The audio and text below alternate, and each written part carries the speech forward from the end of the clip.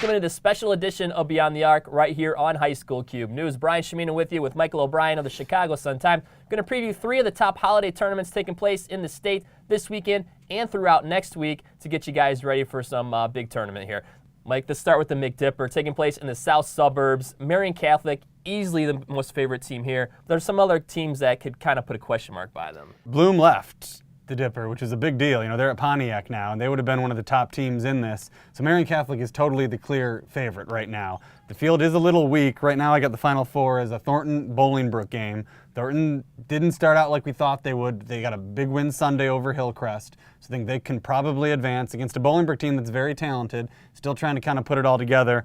And then I'm guessing maybe Hales or Joliet Central against Marian Catholic. That Hales-Joliet Central, second round game should be a good one. So we know about Tyler Eulis and Marian Catholic. What about some other individual talent we can see? Joliet Central has a decent team.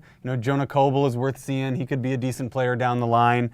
You've got Thornton has Justin Taylor. He's a good player. None of these guys are D1. That's kind of keeping this tournament down a little bit. Bolingbrook has Prentice Nixon. He's definitely a D1 player. He might be the highest scorer besides for Tyler Eulis in the tournament. He's worth checking out for Bolingbrook. That's kind of what pushes Bolingbrook, likely into the final. And that is the McDipper taking place at Rich South in the south suburbs. Tip-off early the day after Christmas on December 26th. Let's move on to the Pontiac Holiday Tournament. It's been around longer than the Hunger Games, the 83rd annual Pontiac Holiday Tournament. Mike, we talked about 6 teams that have been previously ranked or are ranked, are in the field of 16 here. Yeah, it's obviously got, the upper echelon with Simeon and Curie, but then it's got a bunch of teams that are all pretty evenly matched, from Bloom and Oak Park, West Aurora. There's a lot of teams that'll be fighting it out in there. What about a Final Four we can look at? Like you said, there's a lot of really good teams in here. Yeah, the Final Four does seem pretty clear. It's probably Oak Park against Simeon, and then it's Curie against most likely Peoria Manual. That could be a tough matchup for Curie. Manual guard-oriented as always. They can always handle the ball very well. They're going to give you hell in the backcourt. So you have to wonder if Curie is going to be able to get over that hump. They're rated number 1 by some people, so they should.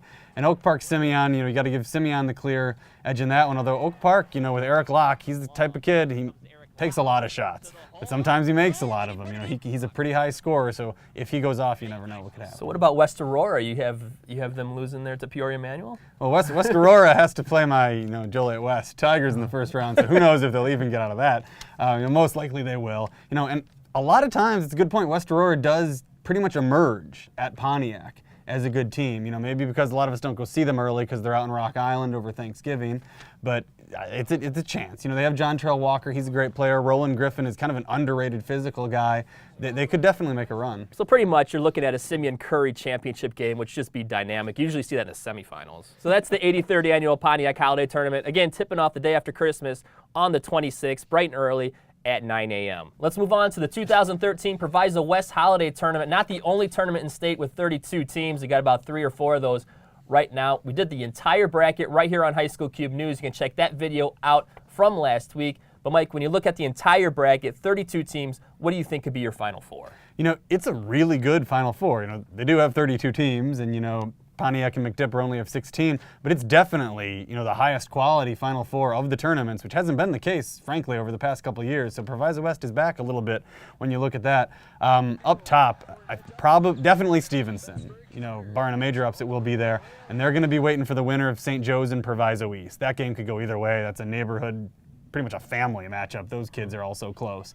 I'd probably go with St. Joe's, with Glenn Watson and Jordan Ash. So that's just a dynamite matchup there with Stevenson and St. Joe's. That's going to be one of the best games in the state this year to watch. I'll probably take Stevenson to win that one since they looked so good. We saw them against Libertyville.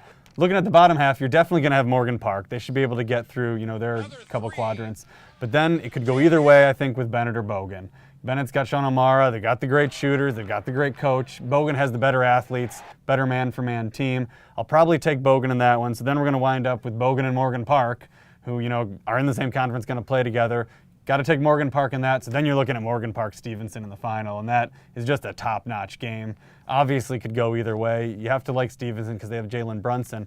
But that Final Four is super strong no matter who gets there. If it's Bennett or Bogan, if it's Proviso East or Joe's, that is definitely the top Final Four in the state. And you mentioned Jalen Brunson from Stevenson, but there's also a lot of good individual talent in this tournament as well. Yeah, you've got the backcourt from St. Joe's, which is always worth watching. Morgan Park has Josh Cunningham, who was the best player last year at this tournament. He didn't play a couple games, had some asthma problems early in the year. We haven't heard about him, but he's probably the top unsigned senior in the state. He was the MVP of this tournament last year, so maybe, this is going to be another big Josh Cunningham coming out party. He's looking for a college scholarship, right now, and so that always really motivates kids.